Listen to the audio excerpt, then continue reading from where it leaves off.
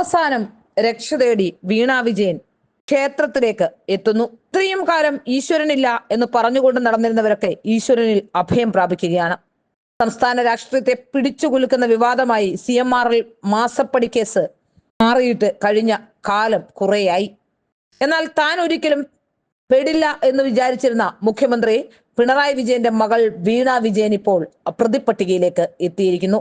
വീണ വിജയനെ പ്രതി ചേർത്ത് സീരിയസ് ഫ്രോഡ് ഇൻവെസ്റ്റിഗേഷൻ ഓഫീസിന്റെ കുറ്റപത്രം സമർപ്പിക്കപ്പെട്ടതോടെ വീണ വിചാരണ നേരിടേണ്ടി വരുമെന്ന് ഉറപ്പായിട്ടുണ്ട്. വീണയെ അറസ്റ്റ് ചെയ്യേണ്ട സാഹചര്യം പോലും ചിലപ്പോൾ ഉരുത്തിരിഞ്ഞു വന്നേക്കാം എന്നതാണ് ഏറ്റവും പ്രധാനപ്പെട്ട കാര്യം.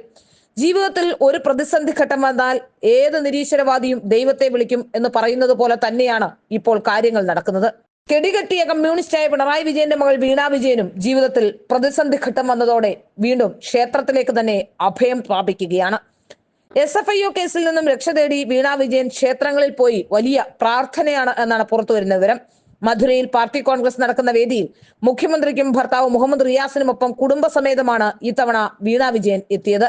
ഈ വേളയിലാണ് തമിഴ്നാട്ടിലെ പ്രധാന ക്ഷേത്രങ്ങളെല്ലാം സന്ദർശിച്ച് പ്രാർത്ഥന നടത്തി വീണ ഇപ്പോൾ നടക്കുന്നത്. അമ്മ കമലയ്ക്കൊപ്പമാണ് വീണ വിജയൻ തഞ്ചാവൂരിലെ ബൃഹദീശ്വര ക്ഷേത്രത്തിൽ ദർശനം നടത്തിയത്. ഇക്കഴിഞ്ഞ വെള്ളിയാഴ്ചയാണ് വീണയും സംഘവും ക്ഷേത്ര ദർശനം നടത്താൻ തിരഞ്ഞെടുത്തതും. ഏപ്രിൽ 3-ാം തീയതിയാണ് വീണയെ കേസിൽ പ്രതി ചേർത്ത് കുറ്റപത്രം സമർപ്പിച്ചതെന്ന വാർത്ത പിന്നെ വരുന്നത്. ഇതിന് തൊട്ടടുത്ത ദിവസമാണ് ക്ഷേത്ര ദർശനം എന്നതും ഏറ്റവും ശ്രദ്ധിക്കേണ്ട വിഷയമാണ്.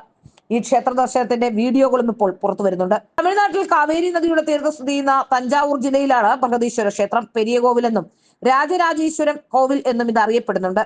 ചോള രാജവംശത്തിലെ പ്രമുഖരായ രാജരാജ ചോഴൻ AD 985 തുടങ്ങിയ ക്ഷേത്ര നിർമ്മാണം 1013 പൂർത്തിയായത് പോലും. ശിവനാണ് ഇവിടുത്തെ പ്രധാന പ്രതിഷ്ഠ. പരമശിവനെ ലിംഗരൂപത്തിൽ ഇവിടെ പ്രതിഷ്ഠിച്ചിരിക്കുകയാണ്. തിരുവുടയാർ കോവിൽ, പെരിയ കോവിൽ, രാജരാജേശ്വരം കോവിൽ എന്നും ഇത് അറിയപ്പെടുന്നു.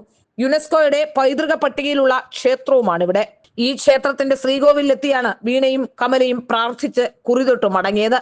മുഖ്യമന്ത്രിയുടെ കുടുംബം ക്ഷേത്ര ദർശനത്തിൽ എത്തിയതറിഞ്ഞ് പോലീസുകാരും CPM സഖാക്കളും എല്ലാം അവിടെ എത്തിച്ചേരുകയും ചെയ്തിരുന്നു. ചരിത്രപ്രസിദ്ധമായ ക്ഷേത്രമാണ് ബൃഹദീശ്വരം എന്നതുകൊണ്ട് തന്നെ ഭക്തിക്കൊപ്പം കൗതുകം നിറഞ്ഞ ധാരാളം സഞ്ചാരികളും ഇവിടേക്ക് എത്തിച്ചേരാറുണ്ട്. ഏതായാലും ഇത്രയും കാലം ക്ഷേത്ര ദർശനം നടത്താതിരുന്ന വീണയും കമലയും ഒക്കെ ശിവക്ഷേത്രത്തിലേക്ക് എത്തി പ്രാർത്ഥിക്കുന്നത് കാണുമ്പോൾ അതിശയമുണ്ടാവുകയാണ്. ഏതായാലും കേസിൽ പ്രതി ചേർത്തതോടെ ഇനി സന്യാസത്തിന് പോകുമോ എന്നാണ് കണ്ടറിയേണ്ടത്.